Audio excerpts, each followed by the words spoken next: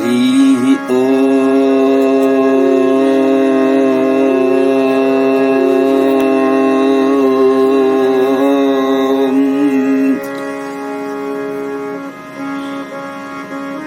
Divya Atman, my dear fellow co-seekers, today in this video we are going to discuss a vital topic of disciplining the mind. Our beloved and worshipful Gurudev Sri Swami Shivananda Maharaj, in a humorous way, says the mind is something which is really nothing but does everything. This is the mind. So really interesting this is. We have to deal with it anyhow. The control of the mind is, in essence, the control of our own self. We are trying to subjugate our own self. How can we control our own self when the controller and the control are one and the same? The ruler and the rule, the king and the subject are identical, as it were. Then, how can we exert an influence on our own self? How can we pass a rule of mandate on our own self? How can we discipline our own self when the discipliner is the same as the discipline? This is the peculiarity of the mind, and this is also the peculiarity of what we really and essentially are. The first step in the discipline of the mind, we must remember every thought that occurs to our mind should be logically deducible from reasonable premises. We must have a mathematical mind, a logical mind, a systematic mind, a beautiful mind, and an artistic mind, and so on, which means to say that our ways of thinking should be reoriented completely. We have to become a new person altogether from today onwards, if our intention is to discipline the mind. Lord Krishna tells us that the more we gravitate towards this ideal in our contemplative process, the more is it possible for us to control the mind and the senses.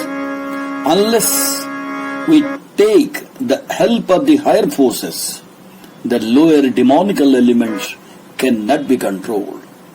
The control of the mind, therefore, calls for external discipline and also internal contemplative austerity.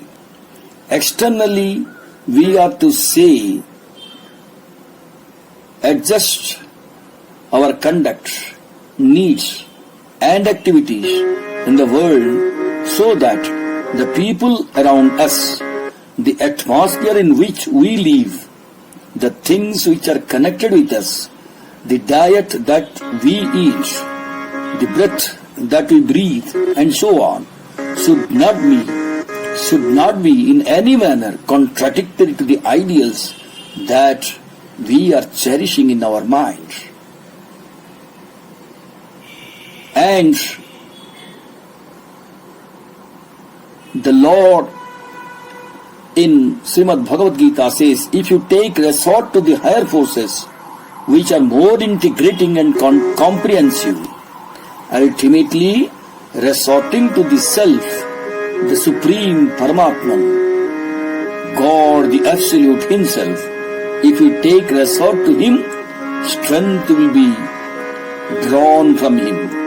God Himself will help us. The control of the mind, therefore, should start from the external, move towards the internal, and rise towards the absolute.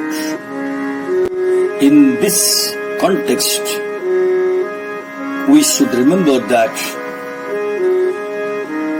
japa of our Ishta mantra is essential. Yajnanam japa yajñosmi. The Lord says, of all the spiritual contemplative sacrifices that we can think of, japa is the best. Japa is a kind of meditation itself. It leads to meditation and merges into it. They are not two different things.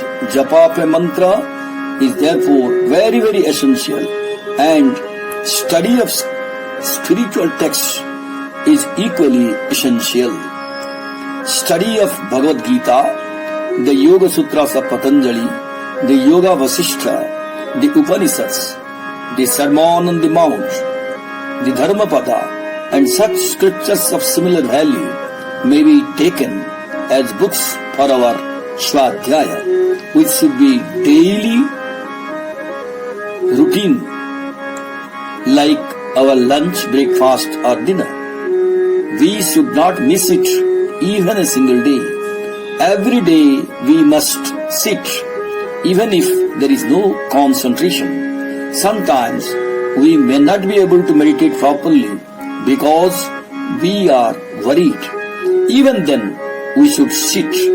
We should not miss the item of our sitting for meditation, japa and swadhyaya, merely because of the fact that we have some engagements or we are disturbed that day. It doesn't matter. Sit. We should sit. This practice of sitting at an appointed hour for these practices is very, very essential in the pursuit of our spiritual diary. Our Holy Master, Gurudev Sri Swami Shivananda Maharaj, was always insisting on what he called the Trishula. Trishula means a trident. Lord Shiva is said to have a trident with him with 3 prongs. The three prongs of spiritual practice are spiritual diary, daily routine, and disciplined vows which we have to take. Vows or observances, a daily routine, a schedule, and a spiritual diary are the 3 aspects of self-discipline. The vows are, I shall behave only in this manner. I shall not behave in that manner. Today, on this auspicious occasion, on this holy bank of river Ganga, in the purifying atmosphere of the Himalayas, in front of the sacred shrine of Gurudev, I take this vow that I shall not tell a lie, even if my throat is to be cut. I shall not be incontinent deliberately. I shall not violate the principles of ahimsa. I shall not hurt others' feelings for any reason whatsoever. I shall not drink. I shall not smoke. I shall not take a non-vegetarian diet. I shall not harm. These are some of the vows or determinations that we can make. And we should have a daily routine. We must be quite sure as to what we are going to do on a particular day, at what particular time. This is daily routine, well fixed beforehand. Then we should have the spiritual diary. We have seen a specimen of it given by Gurudev Sri Swami Shivananda Maharaj. It has so many questions, such as when you got up from bed, how many minutes of exercises you did, how much pranayama, how much you have studied, how much bad company and good company you have kept, and so on. These questions can be modified to suit our own atmosphere and the station in which we are living. this is precisely what we can learn.